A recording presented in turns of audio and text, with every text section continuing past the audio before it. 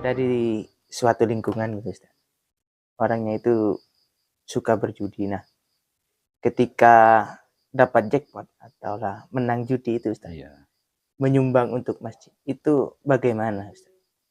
Hasil judinya itu Ustaz. Oh, ini hasil judi dibikin untuk nyumbang masjid atau mungkin fasilitas kebaikan yang lain ya, Iya seperti Ustaz. madrasah dan lain sebagainya. Sebenarnya girohnya orang tersebut untuk melakukan kebaikan sangat baik sekali. Tapi sampai over ini. Saking semangatnya, sampai hal-hal yang diharamkan pun diproyeksikan untuk menyumbang fasilitas kebaikan seperti masjid dan lembaga-lembaga pendidikan. Kalau semangatnya luar biasa, perlu diacungi jempol ini. Namun masalahnya semangat itu juga perlu disertai dengan ilmu supaya semangat tersebut sesuai dengan ajaran Nabi Shallallahu Alaihi Wasallam yang telah dirumuskan oleh para ulama. Sebenarnya begini, uang hasil judi itu jelas itu adalah uang haram. Yang tentunya hal seperti itu wajib untuk segera tobat, untuk tidak melanjutkan hobi dan apa namanya, dan hiburannya. Kadang-kadang di masyarakat ini kan dijadikan hiburan semacam itu, dijadikan sampingan. Tepaan katanya Ustaz. Iya, makanya ini perlu untuk segera tobat dan tidak melanjutkan hobi seperti itu. Jadi uang hasil judi jelas ini adalah uang haram. Untuk menyumbang pembangunan masjid atau madrasah itu adalah hal yang baik. Namun kalau caranya tidak benar, maka tentunya hasilnya pun tidak dibenarkan. Kita ingat salah satu sabda Nabi Shallallahu Alaihi Wasallam yang ada dalam kitab Mirqatu Su'udit Tasdiq. Ini karya dari Syekh Muhammad Nawawi bin Umar Banten, sarah dari kitab Sulamut Taufik.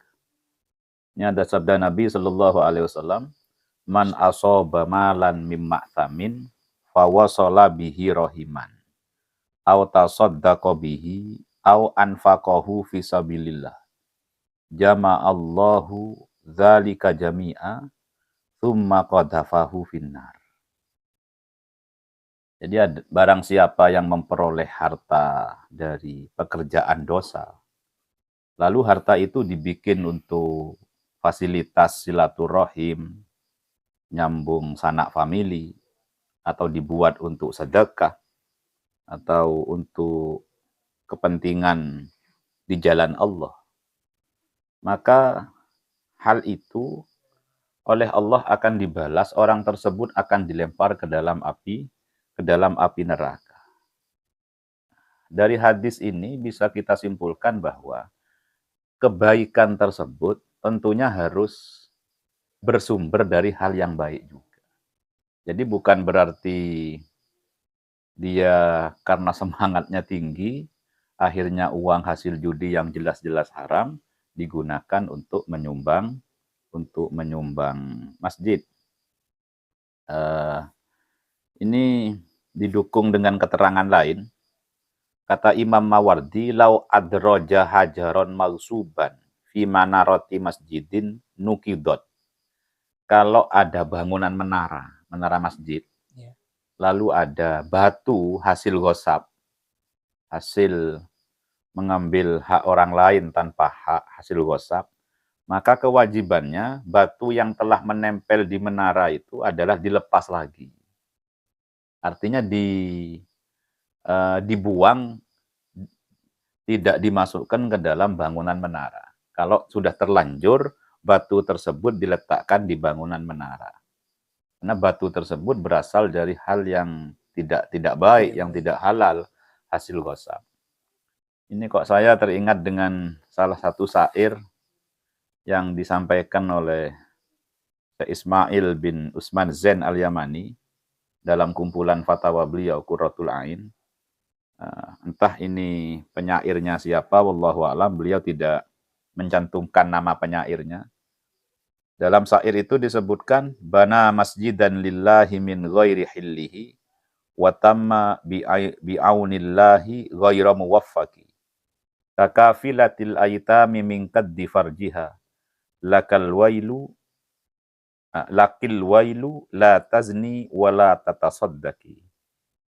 Intinya dalam syair ini ada orang membangun masjid dari harta yang tidak halal seperti hasil judi atau mungkin hasil mencuri. Maka sebenarnya orang tersebut tidak mendapatkan taufik, tidak mendapatkan maunah pertolongan dari Allah. Ini perbandingannya sama dengan orang yang membiayai hidup anak yatim dari hasil zina. Jadi ada seorang wanita, karena dia punya sosial yang tinggi, ingin menanggung hidupnya anak yatim, karena dia tidak mampu, akhirnya dia menjajakan dirinya jadi seorang pelacur, maka hasil dari pekerjaan haramnya itu dibikin untuk menjadi donatur anak yatim. Maka dalam syair itu disebutkan, lakil wailu, celaka kalian itu. La tazni wa la tatasaddaqi. Sudah, kamu ndak usah zina, ya ndak usah sedekah. Ndak usah nanggung-nanggung biaya anak yatim. Kalau memang tidak mampu, sampai dia mengakibatkan untuk menjajakan dirinya. Nah, ini perbandingannya seperti itu. Kalau memang dia tidak mampu, ya ndak usah judi, tidak usah nyumbang masjid. Nah, kecuali dia memang punyanya sendiri, barang halal, silahkan, baik nyumbang masjid. Kalau harus judi dulu, harus togel dulu, harus mencuri dulu, ya ndak usah. Biar yang lain saja yang menyumbang. Ya wallahu a'lam seperti itu. Kadang gini tuh Ustaz, kita misalnya menang gitu ya.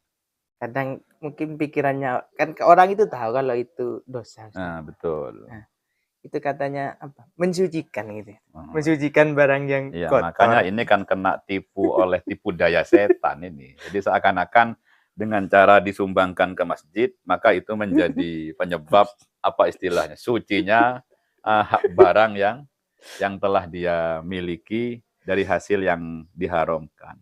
Ini sama dengan begini kan perbandingannya. Sama dengan kotoran sapi atau kotoran ayam. Kotoran sapi, oh ini benda najis ini. Biar suci, saya siram dengan air. Ya bukan tambah suci, tetap saja tetap najis benda tersebut, tidak mungkin bisa bisa disucikan. Ya, seperti itu. Makanya persepsi orang tadi tentunya persepsi yang salah dan perlu untuk dirubah mindset-nya. Semangat untuk menyumbang kebaikannya perlu diapresiasi, baik, tapi dengan cara yang dibenarkan, bukan cara seperti itu. Wallahu a'lam.